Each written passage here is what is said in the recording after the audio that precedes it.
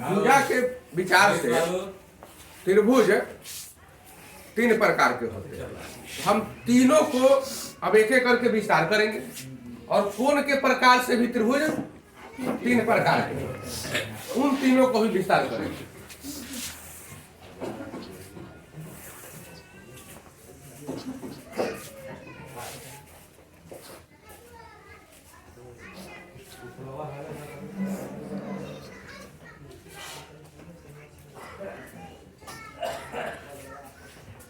त्रिभुज के प्रकार। तो सबसे पहला भुजा के विचार से जब हम त्रिभुज पढ़ते हैं तो सबसे पहला है समबाहु। एक एक चीज याद रखना है क्योंकि इसमें आपको शुरुआत से ही कंपटीशन का सामना करना पड़ता है। 5वां क्लास में रहते हैं तो नवोदय के लिए, 6ठा क्लास के लिए आप लोग क्या करते हैं, 6ठा क्लास में जाने के लिए नवोदय का एग्जाम देते हैं ना, तो पहला कंपटीशन आपका वही शुरू हो जाता है, फर्स्ट कंपटीशन।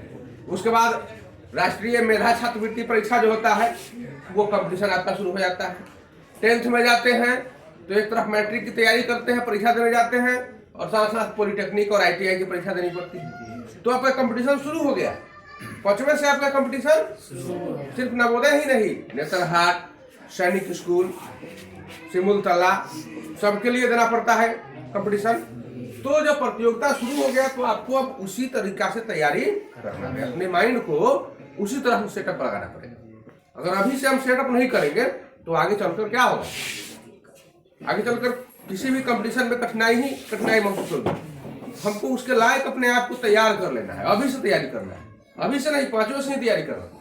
लेकिन अब तो हम लोग आगे निकल आए हैं। तो समबाहु त्रिभुज अर्थ निकलता है कि जिसका सम बाहु, बाह माने भुजा, भुजा को बाह कहते हैं। तो सम माने बराबर, जिसका बाह बराबर हो, जिसकी भुजाएं बराबर हो। त्रिभुज, त्रिभुज इसका मतलब कि 3 गो भुजा, त्रिभुज मतलब 3 गो भुजा आ सब भुजा बराबर। यही में 100 अर्थ निकल गया। त्रिभुज के 3 गो भुजा आ सब भुजा मतलब वैसा त्रिभुज जिसकी तीनों भुजाएं बराबर। एकदम सिंपल परिभाषा है, इसको और के सब कुछ निकल जाता है।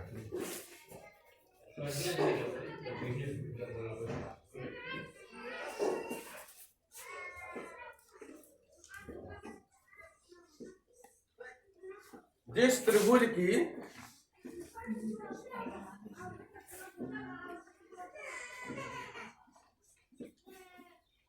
तीनों भुजाएं बराबर हो,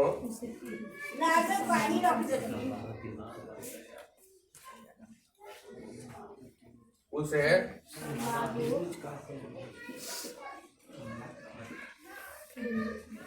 समबाहु त्रिभुज।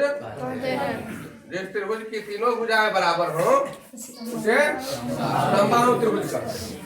समबाहु त्रिभुज हम लोग इस प्रकार से बना सकते हैं। A B C, यहाँ 3 गो भुजा, यहाँ लिखते हैं समबाहु त्रिभुज ABC में, यही ना समबाहु त्रिभुज है। AB बराबर BC बराबर CA, तीनों भुजाएं AB BC CA, तीनों भुजाएं बराबर हो गई। अब जब 3 गो भुजा बराबर हो जाएगा तो 3 गो कोण भी बराबर हो जाएगा। 3 गो भुजा बराबर तो तीनों कोण भी बराबर।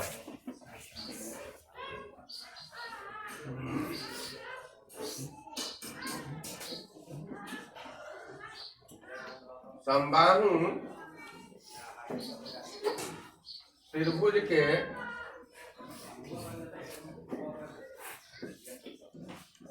तीनों कोण क्या होते हैं, बराबर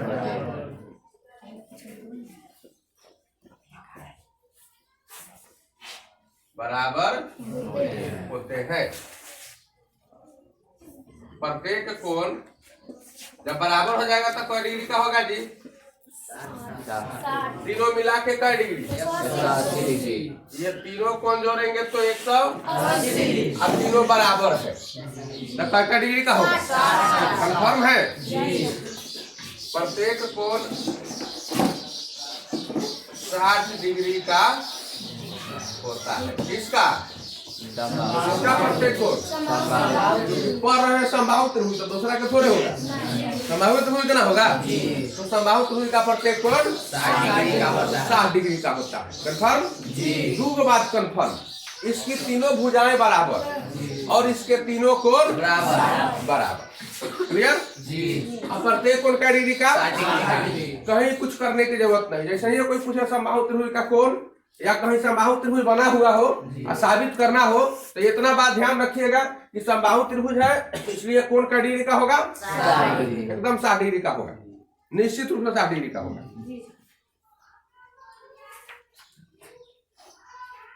दूसरा है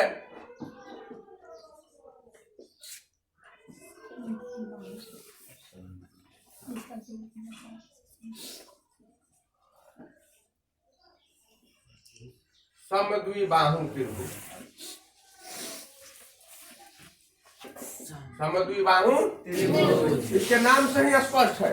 सम द्वि बाहु बराबर हो दूगो भुजा, दूजे को भुजा बराबर हो वैसा त्रिभुज।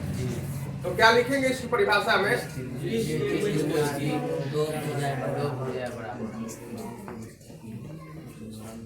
जिस त्रिभुज की दो भुजा नहीं, कोई भी दो भुजा,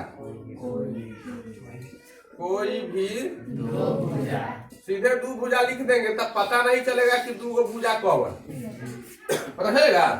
तो जिस त्रिभुज की कोई भी दो भुजाएं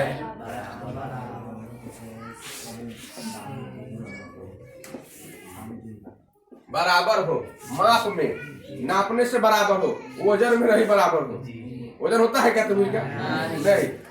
जिस त्रिभुज की कोई भी दो भुजाएं बराबर हो उसे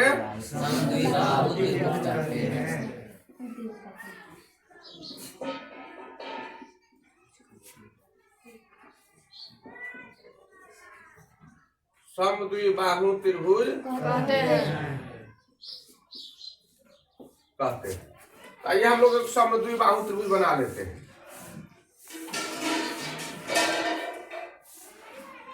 ए बी और सी एक समद्विबाहु त्रिभुज। इस समद्विबाहु त्रिभुज में मानते हैं कि ये भुजा और ये भुजा बराबर है, ये पहचान होती है।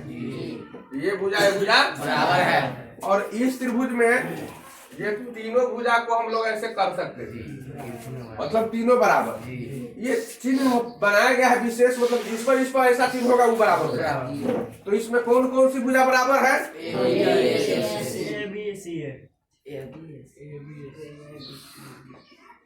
त्रिभुज ABC में AB बराबर है AB बराबर है AC, क्योंकि AB चले गए B से C पर तो गए नहीं, इसलिए C से A पर भी कैसे जा सकते हैं? यहाँ तो क्रम पहले ही टूट चुका है, तो हम AB कहेंगे तो AC भी कह सकते हैं। यहाँ क्रमिक कोई बात हो नहीं रही है। AB बराबर त्रिभुज में दो गो भुजा बराबर हो गया। जब दो गो भुजा बराबर होगा तो दो गो ये वो कोण बराबर होगा। तीन गो भुजा बराबर, तीन गो कोण बराबर, दो गो भुजा बराबर, एक गो भुजा बराबर था। एक भुजा बराबर कितना होगा ये बताओ। हम जो बोल रहे हैं एक भुजा बराबर तो केकरा बराबर? ये वो भुजा है तो बराबर केकरा? तो बराबर का तो कोई बात नहीं हो रहा, इसलिए एक भुजा कभी बराबर नहीं हो सकती। जब भी होगी तो दो कम से कम होगा। दो भुजा बराबर इसलिए दो कोण बराबर। जवन जवन भुजा बराबर है ओकरे सामने का कोण बराबर होता है। बराबर भुजाओं के सामने का कोण बराबर होता है।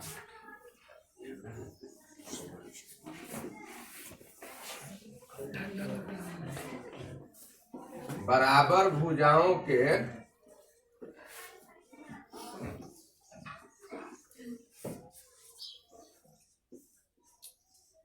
सम्मुख कोण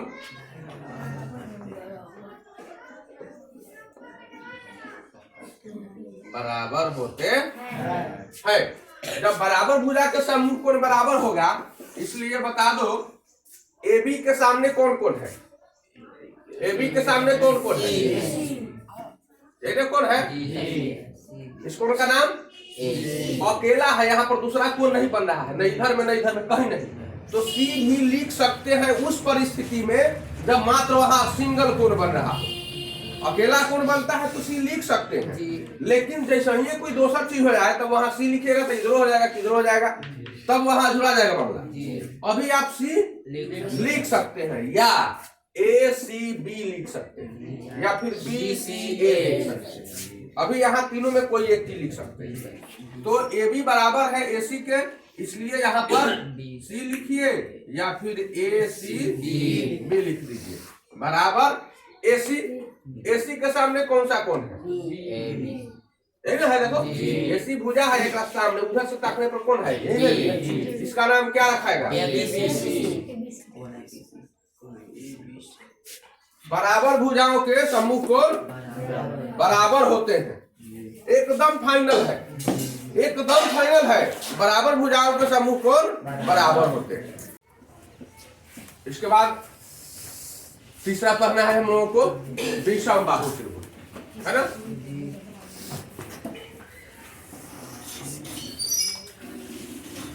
विषम बाहु क्या इसका अर्थ निकलता है?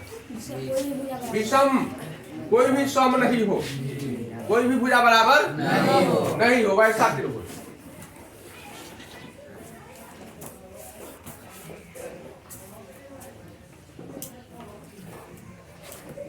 जिस त्रिभुज की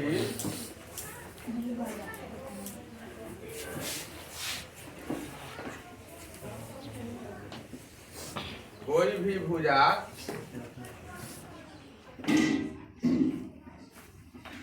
बराबर नहीं हो, उसे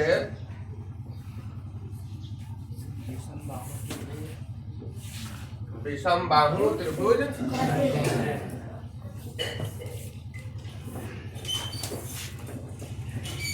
कहते हैं।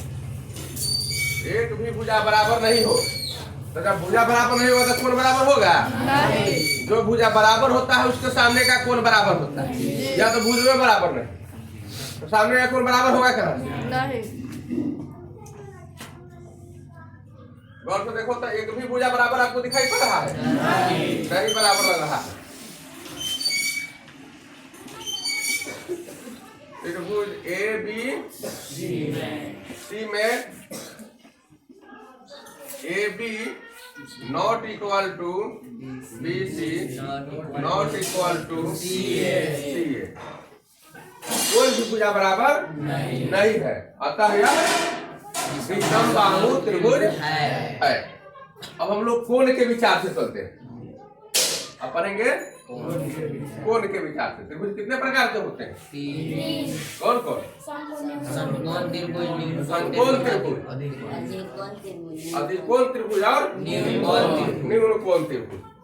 अब हम लोग समकोण त्रिभुज, सबसे पहले हम लोग पढ़ेंगे समकोण त्रिभुज।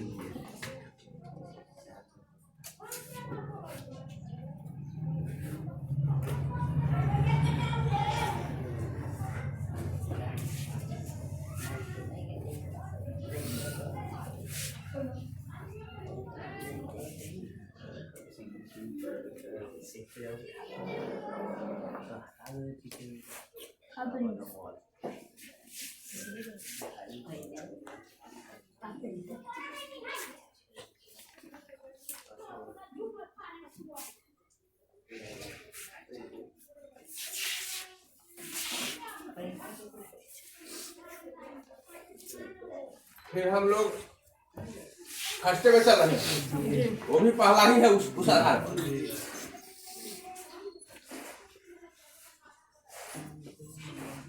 दिखाई दे रहा है जी।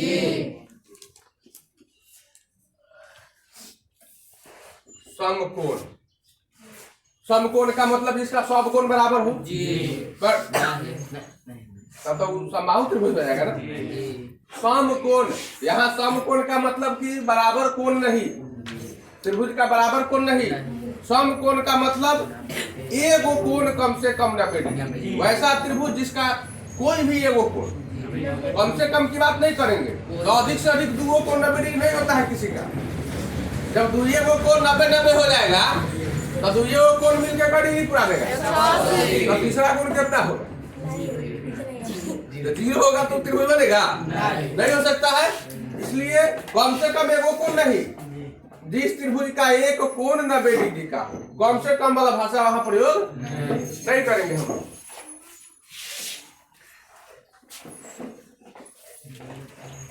जिस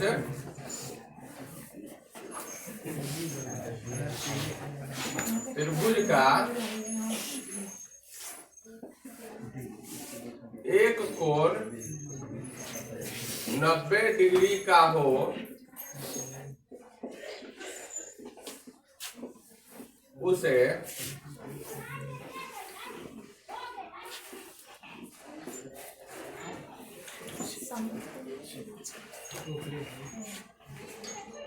समकोण त्रिभुज कहते हैं। जिस त्रिभुज का एक कोण 90 डिग्री का हो उसे समकोण त्रिभुज कहते हैं। इसकी बनावट इस तरह से होती है, टेढ़ा लग रहा है, थोड़ा सा टेढ़ा हो गया ना।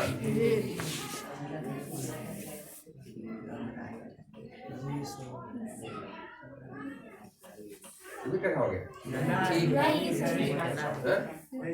लग रहा है, मुझे तो लग रहा है।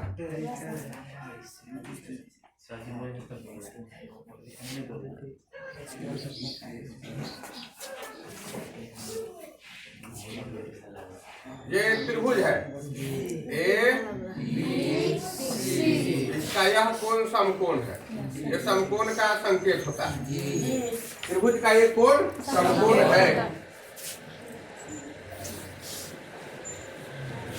दिए गए त्रिभुज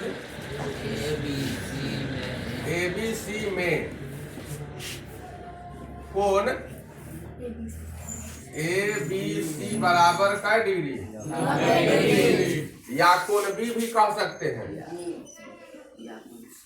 या कोण B बराबर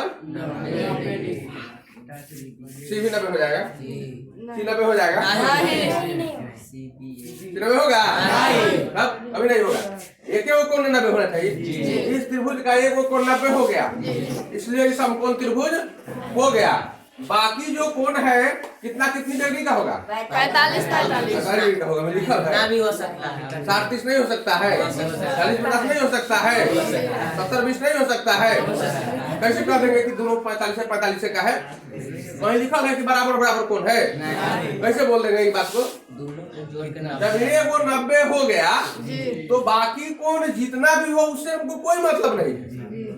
कितना होगा बाकी दोनों को जोड़ कर वही पूछ सकता है, उससे ज्यादा नहीं होगा। समकोण त्रिभुज में समकोण को छोड़ दिया जाए तो शेष दोनों कोणों का जोगफल 90 डिग्री होता है। यह बात है। इसमें इस समकोण है ना, इसके सामने वाली एगो भुजा है, गौर से देखना। समकोण के सामने वाली भुजा कौन है? AC है, AC है। समकोण के सामने वाली भुजा,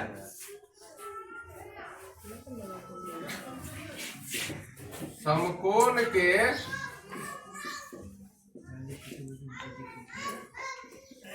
सामने वाली भुजा को कर्ण कहते हैं। क्या कहते हैं? अब महाभारत शुरू, कौन तो आ गया, तो महाभारत होगा। तो समकोण के सामने वाली भुजा को कर्ण कहते हैं। तो ये तो कर्ण हो गया। शेष जो दो को भुजा बच गया उसमें एगो को लंब कहते हैं, एगो को आधार कहते हैं। शेष दो भुजाओं में से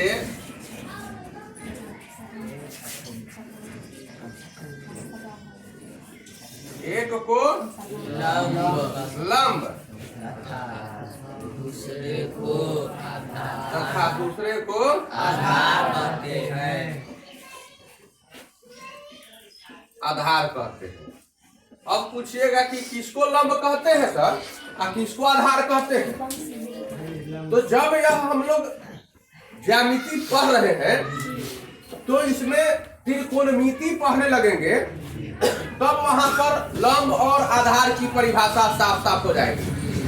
अभी हमारे सामने लंब और आधार की सिंपल सी परिभाषा है।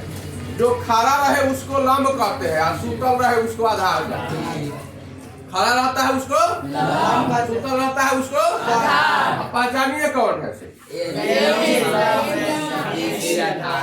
साधारण तरीका त्रिकोणमिति में बदल जाएगा। त्रिकोणमिति में इसके अलावा भी एगो कोण दिया हुआ रहेगा। समकोण के अलावा भी एगो कोण 30 degree 35 degree 45 degree theta degree कुछ रहेगा। तो अगर यहाँ कोण दिया रहेगा तो एक सामने वाले को लंब, और यहाँ कोण दिया रहेगा तो एक सामने वाला ही लंब हो जाएगा।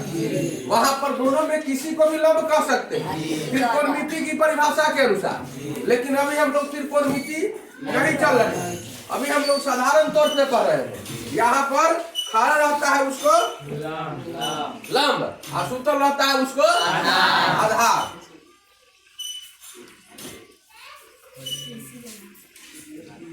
खड़ी भुजा इसको कहते हैं लंब, और परिभुजा पढ़ल रहे, परिभुजा माने पढ़ल रहे, कहाँ पढ़ रहे तो खटिया पर, इसको कहते हैं आधार। कर्ण को हम लोग हिप्पोटेनस कहते हैं और एक से सूचित करते हैं। कर्ण को एक से सूचित करते हैं, लंब को परपेंडिकुलर कहते हैं, पी से सूचित करते हैं, आधार को बेस कहते हैं और बी से सूचित करते हैं। ये कर्ण जो कर्ण है इसको हम लोग कौन से सूचित करते हैं? एक से। कर्ण को हम लोग एक से सूचित करते हैं। तो यहाँ एक सूत्र आ जाता है। हाँ, एक चीज और जान लेंगे सूत्र के पहले कि कर्ण जो होती है ना वो समकोण त्रिभुज की सबसे बड़ी भुजा होती है। समकोण त्रिभुज में कर्ण सबसे बड़ी भुजा होती है।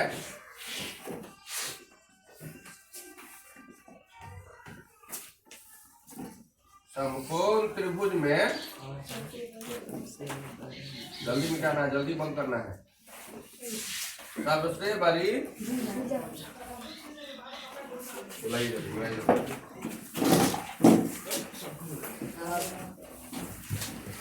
समकोण त्रिभुज में कर्ण सबसे बड़ी भुजा होती है। ये समकोण त्रिभुज में कर्ण सबसे बड़ी भुजा होती है। जब कर्ण बड़ी भुजा होती है तो एक और सूत्र आता है समकोण त्रिभुज में। समकोण त्रिभुज में एक और सूत्र होता है,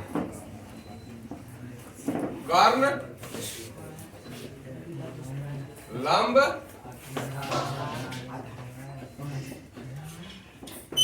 तथा आधार में संबंध।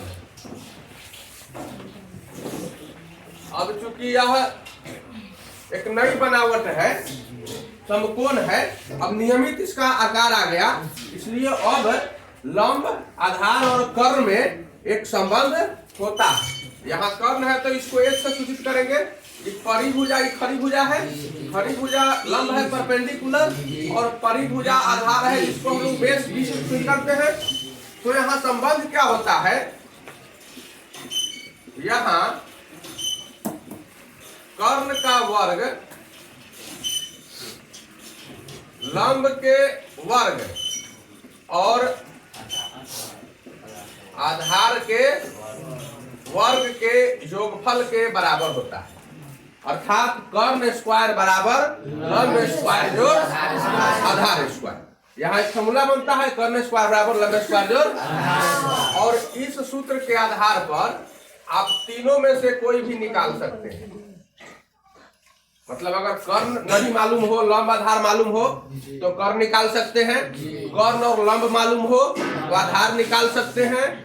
कर्ण और आधार मालूम हो तो लंब निकाल सकते हैं।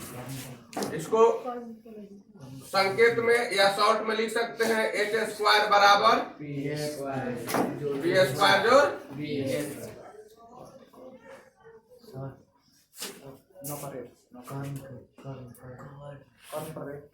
ये भी हो गया। तो ये कर्ण स्क्वायर बराबर लंब स्क्वायर जोड़ आधार स्क्वायर, एच स्क्वायर बराबर पी स्क्वायर जोड़ बी स्क्वायर। तो यह भी एक सूत्र है, इसी सूत्र का ही संकेत है, छोटा सा रूप है। इसको हम लोग हिपोटेनस, परपेंडिकुलर और बेस कहते हैं। इस तीन गो में तीन है ना, एच पी और बी, कोई भी दो गो मालूम रहेगा तो तीसरा हम लोग आसानी से निकाल लेंगे। यह हो गया समकोण त्रिभुज का।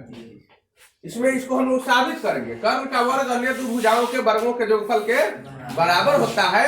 यह एक प्रमेय हो जाता है और हम लोग इसको साबित करेंगे। साबित करने के लिए तो कई बातें आ गई हैं। त्रिभुज के तीनों कोणों का योगफल 180 डिग्री होता है। त्रिभुज के किन्हीं दो भुजाओं का योगफल तीसरी भुजा से हमेशा बड़ी होती है। और समकोण त्रिभुज में कर्ण का वर्ग अन्य दो भुजाओं के वर्गों के योगफल के बराबर होता है। तो तीन प्रमेय यहाँ पर आ गया और तीनों प्रमेय आपको याद कर लेना है।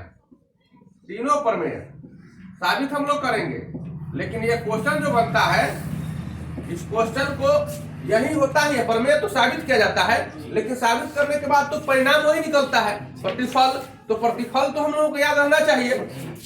तो तीन प्रतिफल आ गए।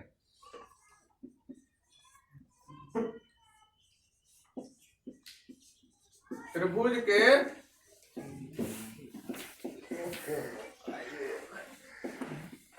तीनों कोणों का 180 डिग्री होता है। दूसरा,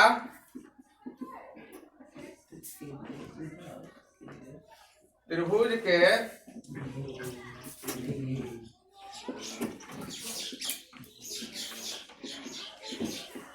किन्हीं दो भुजाओं का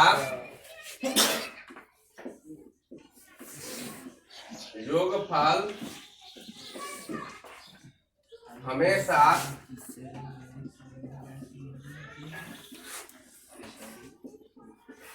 तीसरी भुजा से बड़ा होता है। योगफल आ गया, इसलिए पुल्लिंग शब्द हो जाएगा। तीसरी भुजा से हमेशा बड़ा होता है। और तीसरा जो है, एगो भुजा बड़ी होती है, लेकिन जब योगफल आ गया तो बड़ा होता है।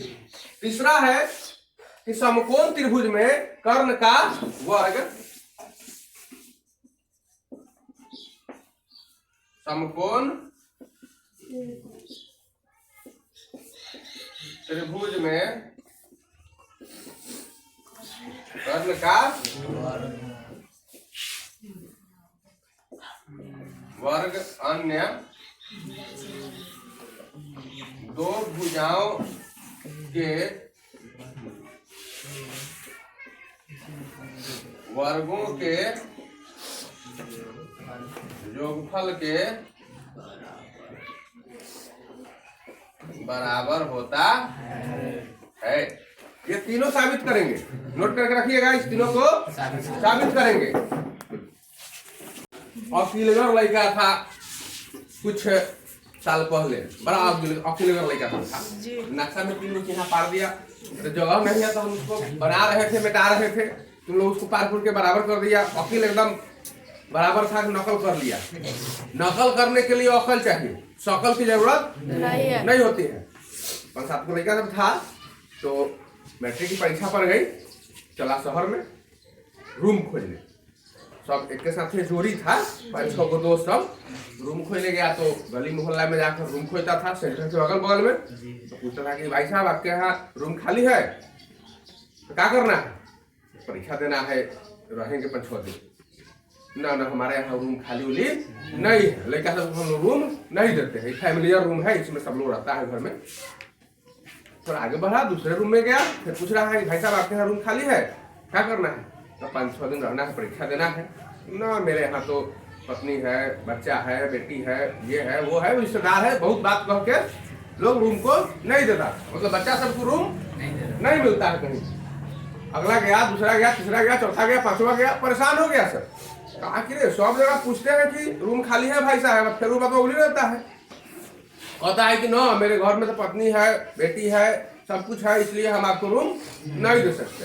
बस अगला दिन पहुंचा, अगला घर में सोचा कि हम लोग शॉर्टे कट का नहीं पूछ लेते हैं केवल, अपना पूछने की क्या जरूरत है, ये 25 को बात करते हैं, अंतिम रात वही निकलता है।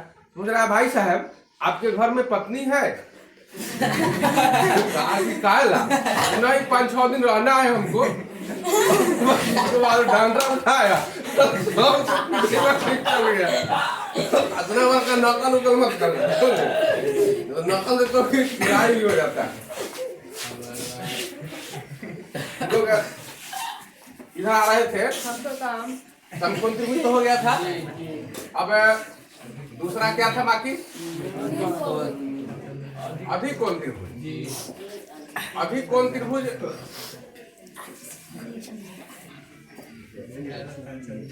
अधिकोण त्रिभुज जो है, इसका नाम से क्या स्पष्ट हो रहा है? अधिक कोण माने बहुताले कोण होके, तो 3 होके वाला 6-7 गो कोण हो जाए। वैसा त्रिभुज जिसमें 6-7 गो कोण हो उसको अधिक कोण कहते हैं। कैसे 6-7 गो कोण हो जाता है त्रिभुज में? अधिक कोण का क्या मतलब? अधिक का मतलब क्या गो कोण?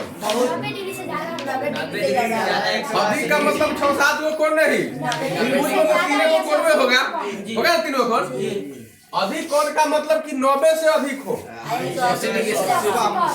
180 से बढ़कर तो होगा नहीं करेगा त्रिभुज का कोण यार, तीनों को जोड़ने पर 180 होता है, ये में 180 का सवाल कहां से है?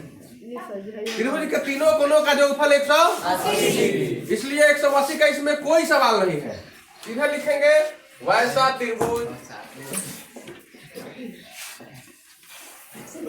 वैसा त्रिभुज जिसका कोई एक कोण, दूगो नहीं, कोई एक कोण 90 डिग्री से क्या हो? अधिक हो, उसे अधिक कोण कहते हैं। अधिक कोण त्रिभुज कहते हैं।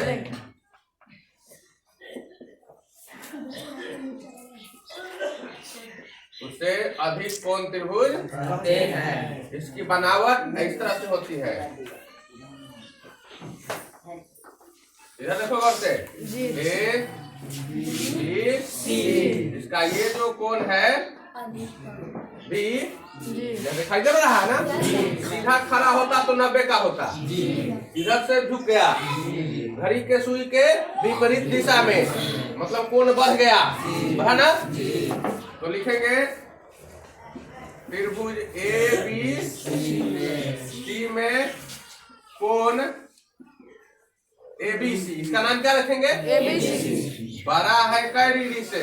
90 डिग्री से। बड़ा का चिन्ह है ABC, बड़ा है, या इसको ऐसे भी लिख सकते हैं, कोण CBA बड़ा है 90 डिग्री से, न लिख सकते हैं? CBA इधर से तक लिख सकते हैं, या इसको यह भी कह सकते हैं कोण B बड़ा है 90 डिग्री से, कर सकते हैं। तीनों भाषाओं में 3 प्रकार से इसको व्यक्त कर सकते हैं, क्योंकि अकेला कोण है।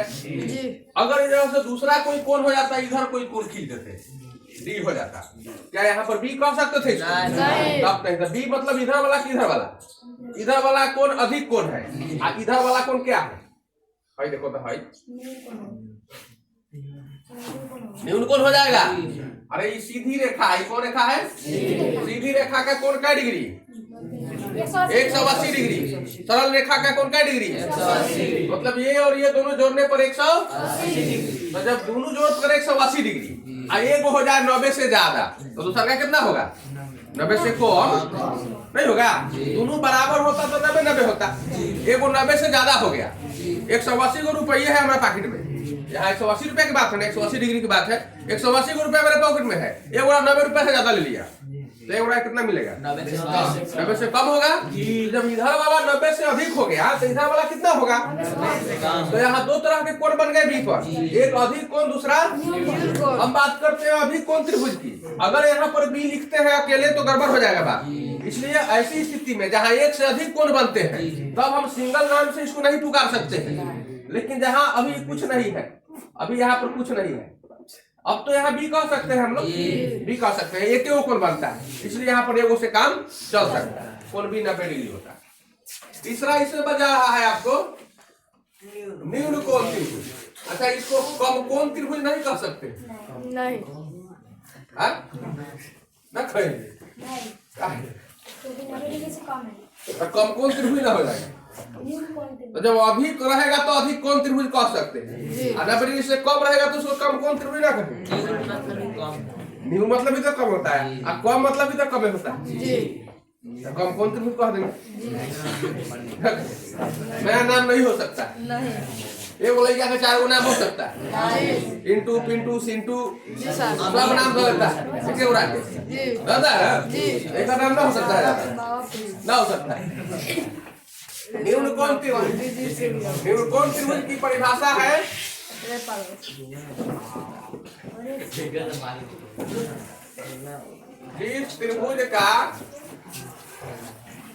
जिस त्रिभुज का एगो कोण न्यून कोण हो, एगो कोण न्यून कोण हो और बाकी कोण अधिक कोण हो जाए। न्यून कोण त्रिभुज का एगो कोण 90 डिग्री से कम हो ना, और दूसरा का कोण 90 डिग्री से ज्यादा हो जाएगा न्यून कोण, मतलब फिर अधिक कोण हो जाएगा। 90 ज्यादा हुआ तो अधिक कोण हो जाएगा। जिस त्रिभुज का सभी कोण, तीनों कोण 90 से कम हो, एको कोण 90 से ज्यादा नहीं हो, उसे न्यून कोण कहते हैं। यहाँ लिखेंगे जिस त्रिभुज के तीनों कोण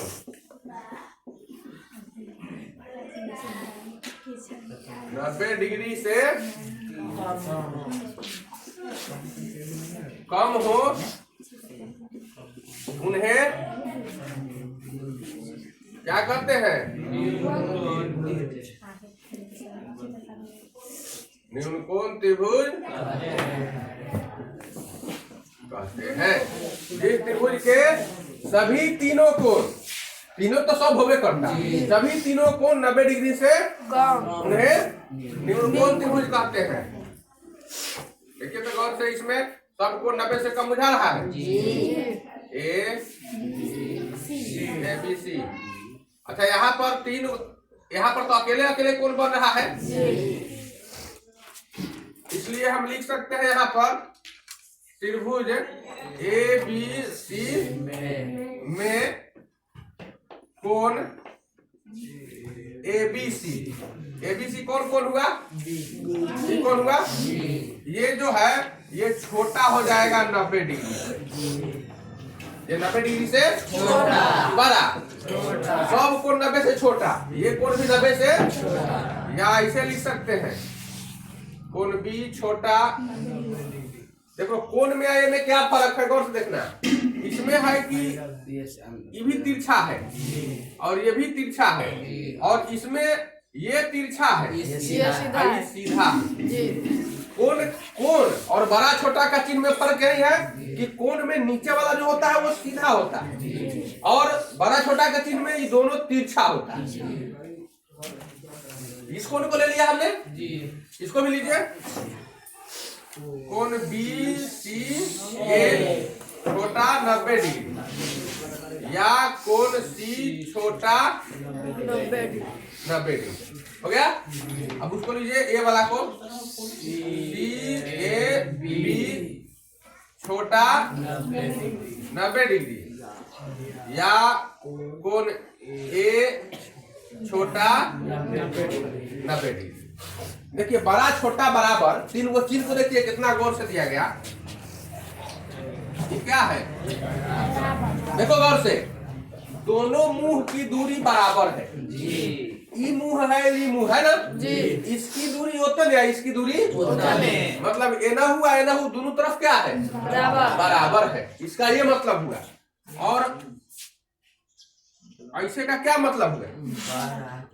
ई मुंह बर का, आई मुंह एने बड़ा की ओने बड़ा, एने बड़ा। तो थोड़ा सा इसको खसका कर जोड़िए दिया, मतलब एने बड़ा एने छोटा, मुंह से लग रहा, समझ रहा, इधर बड़ा उधर छोटा। और ऐसे दिया गया, अगर मुंह खोल देगा, हम मुंह खोल लेते हैं, मुंह खोल देते हैं, देखो तो इधर क्या है छोटा, इधर क्या है बड़ा, इधर छोटी मुंह और उधर बड़ा मुंह। तो इसको जोड़ दिया गया, इधर छोटा हो गया, इधर बड़ा हो गया। ये चिन्ह है बराबर का, यह चिन्ह है बड़ा का, ये चिन्ह है छोटा का। मतलब हमेशा इसी दिशा की ओर लेते हैं, बाईं ओर, बाईं ओर। तो प्रधानता होती है बाईं ओर की, इसलिए ये तीनों चिन्ह का प्रयोग हम लोग करते हैं, बराबर, छोटा, बड़ा और छोटा।